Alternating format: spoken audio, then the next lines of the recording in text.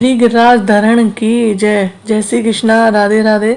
आप सभी का ब्रज दर्शन ब्लॉग में स्वागत करती हूँ।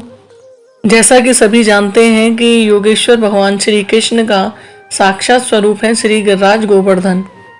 गोवर्धन पर्वत जिन्हें कि गिरिराज जी भी कहा जाता है, उनकी परिक्रमा बहुत ही महत्वपूर्ण मानी गई है। गिरिराज गोवर्धन की परिक्रमा श्रद्धालुओं के सभी मनोरथों को पूर्ण करने वाली होती है। गोवर्धन पर्वत को योगेश्वर भगवान श्री कृष्ण का साक्षात स्वरूप माना गया है। आज की इस वीडियो में हम योगेश्वर भगवान श्री कृष्ण का साक्षात स्वरूप है जो कि गिरिराज जी गोवर्धन, उनकी परिक्रमा के बारे में जानेंगे। तो आप अंत तक इस वीडियो में बने रहिएगा। आपको बहुत अच्छी जानकारी गोवर्धन परिक्रमा कैसे की जाती है, वहाँ कहाँ जाया जाता है, ये सब जानकारी आपको मिलेंगी। आप लोग वीडियो में अंत तक जरूर बने रहिएगा। आइए जानते हैं गिरिराज धरण की महिमा। परम वंदनीय श्री लोक धाम में भगवान श्री कृष्ण ने अपनी शक्ति श्री राधा के अद्भुत प्रेम से संतुष्ट होकर वरदान स्वरूप श्री गिरिराज पर्वत का प्रकाट्य कर अपनी माया के माध्यम से ब्रज क्षेत्र में स्थापित कर दिया। आगे चलकर यह स्थान श्री गोवर्धन ग्राम के नाम से प्रसिद्ध होकर पूज्य एवं पवित्र तीर्थ बन गया। श्री कृष्ण के भूमंडल पर अवतरण के पश्चात इस गिरिराज धरण पर्वत ने उनकी दिव्य लीला में उस समय प्रवेश किया जब देवराज इंद्र के प्रकोप से ब्रजवासियों की रक्षा तथा इंद्रदेव का अभिमान तोड़ने हेतु निरंतर 7 दिनों तक वे भगवान की एक उंगली पर छत्र रूप में विराजमान रहे। इंद्र के पराजित होने पर श्री नंद बाबा सहित समस्त ग्वाल बाल गोपियों और स्वयं श्री कृष्ण भगवान भी इन्हें 56 भोग के प्रकार भोग अर्पण कर पूजा अर्चना के साथ इनकी परिक्रमा की थी। उसी समय से ये गोवर्धन ग्राम पवित्र तीर्थ धाम बन गया।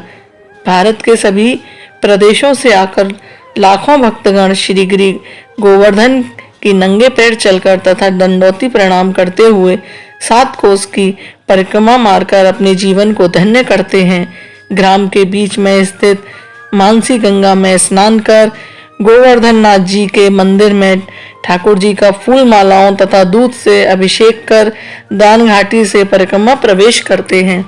यहाँ दान घाटी की भी कुछ गाथा हैं जो कि मैं आपको बताने जा रही हूँ। एक समय की बात है, श्री राधा जी अपनी सखियों संग गोविंद कुंड पर ऋषियों द्वारा आयोजित विशाल यज्ञ के लिए घी और शहद से भरे कलश सिर पर रखकर उसी ओर जा रही थीं। मार्ग में श्री कृष्ण ने श्री राधा जी के आगे जाने के लिए दान मांगा। श्री राधा जी ने श्री कृष्ण को अनेक प्रकार से समझाया कि वे यह सामग्री यज्ञ भगवान को अर्पित करने के लिए जा रही हैं, इसमें जूठन नहीं पड़ सकती। परंतु इनके तर्क और निराकार श्री कृष्ण अपने हठ पर अड़े रहे। विलंब होते देख श्री राधा जी ने अपना कंठहार दान स्वरूप देकर समझौता कर लिया। कहा जाता है कि इस लीला के मध्यम में ब्रज में उनका यह प्रथम मिलन था। यहाँ से परिक्रमा में प्रवेश कर 2.5 किलोमीटर की दूरी पर आन्योर ग्राम पाकर भगवान की लीलाओं के मुख्य साक्षी संघर्ष कुंड, गौरी कुंड, नीप कुंड, गोविंद कुंड तथा गंधर्व कुंड होते हुए यात्री श्री गणेश मंदिर, श्री गिरिराज मंदिर, नरसिंह जी मंदिर के दर्शन करते हुए पूछरी ग्राम में पहुंचते हैं। पूछरी का लौटा, यह भी एक ऐसी जगह है। यहाँ श्री कृष्ण के प्रिय सखा लौटा जी का मंदिर है। कहा जाता है कि लौटा जी ने सदा सर्वदा ब्रज में निवास करने की इच्छा प्रकट की थी। अपने सखा की इच्छा पूर्ण होने का वरदान देते हुए श्री कृष्ण ने उन्हें भजनाविष्ट अवस्था में इसी स्थान पर स्थापित कर दिया था। इस मंदिर में समीप नरसिंह देव मंदिर, अप्सरा विहारी तथा कुंडेश्वर महादेव जी के मंदिर दर्शनीय हैं। इन्हीं के मध्य में अप्सरा कुंड है। कहा जाता है कि देवराज इंद्र ने जब श्री कृष्ण का अभिषेक किया था उस समय स्वर्गलोक से अप्सराओं ने आकर इसी स्थान पर नृत्य किया। इस कुंड के समीप नवल कुंड शोभयान है। यहाँ से थोड़ा आगे गिरिराज के शिखर पर श्री दाऊजी का भी मंदिर है। इसमें एक शिला पर 7 वर्षीय श्री कृष्ण के चरण चिन्ह अंकित हैं। यहीं पर सुरभि कुंड तथा ऐरावत कुंड भी है। इसी के समीप कदम्ब खंडी विराजमान है। कहा जाता है कि प्रिया प्रियतम इस स्थान पर रास रचाया करते थे। परिक्रमा मार्ग में अग्रसर होते हुए जतिपुरा ग्राम में मुखारविंद के दर्शन होते हैं।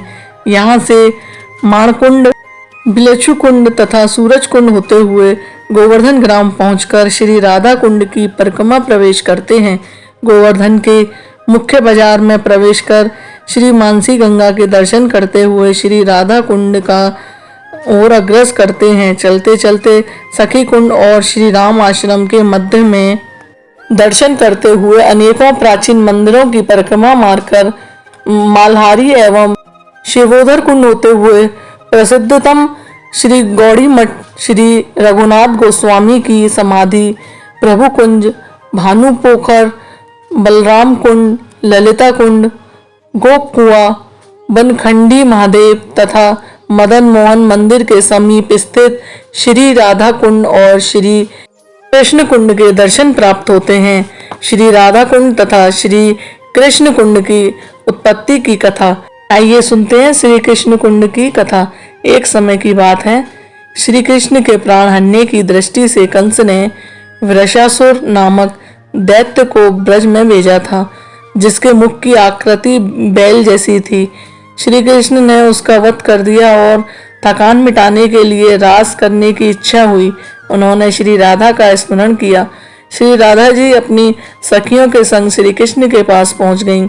उन्होंने रास नृत्य का प्रस्ताव किया, परंतु श्री राधा जी ने वृष रूपधारी का वध करने का पाप श्री कृष्ण पर लगाकर रास में भाग लेना अस्वीकार कर दिया। श्री कृष्ण द्वारा इस पाप से मुक्ति का उपाय पूछने पर श्री राधा रानी ने कहा, पृथ्वी के समस्त तीर्थों में स्नान करने से इस पाप से मुक्ति मिल सकती है। श्री कृष्ण ने उसी समय समस्त तीर्थों को प्रकट होने का आदेश दे दिया। अपने चन्नाघाट से एक कुंड का निर्माण कर तीर्थों को उसमें प्रवेश करा दिया। तत्पश्चात उसमें स्नान कर श्री कृष्ण पाप मुक्त हुए। इस कुंड का नाम श्री कृष्ण के नाम पर कृष्ण कुंड रखा गया है। अब हम जानते हैं श्री राधा कुंड की कथा। श्री राधा रानी की सखियों ने इस कुंड के समीप एक और कुंड के निर्माण का विचार श्री राधा रानी के समक्ष रख दिया। श्री राधा रानी ने अपनी सखियों की इच्छा का सम्मान करते हुए अपने अंगूठे के नख से पृथ्वी माता की मिट्टी खुरच खुरच कर एक कुंड का निर्माण कर दिया। सखियों ने इसका नाम राधा कुंड रख दिया। श्याम कृष्ण कुंड में विराजमान समस्त तीर्थों ने श्री राधा रानी से उनके द्वारा निर्मित कुंड में स्थायी निवास करने की प्रार्थना की। उनकी स्तुति से प्रसन्न होकर श्री राधा रानी ने उन तीर्थों को अपने कुंड में स्थायी निवास करने की आज्ञा प्रदान कर दी। भक्तों का विश्वास है कि आज भी समस्त तीर्थ इस कुंड में विराजमान हैं। श्री राधा कुंड में स्नान करने से समस्त तीर्थों का स्नान करने का पुण्य फल प्राप्त होता है। यहाँ से परिक्रमा में आगे चलते हुए जगदात्री देवी मंदिर, ग्वालियर मंदिर तथा हनुमत मंदिर होते हुए कुसुम सरोवर के दर्शन प्राप्त होते हैं। यह कुसुम सरोवर श्री कृष्ण की दिव्य लीलाओं को साक्षी करता है। उस समय यह क्षेत्र विभिन्न प्रकार रंग बिरंगे सुगंधित पुष्पों से सुशोभित उद्यान से घिरा हुआ था। यहाँ श्री कृष्ण अपनी प्रेमेश्वरी श्री राधा के श्रृंगार के लिए मालाएं गूंथा करते थे और श्री राधा भी अपने मोहन के लिए पुष्पहार बनाया करती थी। इस सरोवर की शोभा के साथ साथ विशाल गुंबदों में परिलक्षित चित्रकारी के माध्यम में से श्री राधा कृष्ण की दिव्य लीलाओं के दर्शन होते हैं। इन गुंबदों के माध्यम में नीचे शिला पर श्री राधा रानी के चरणों के भी दर्शन हो रहे हैं।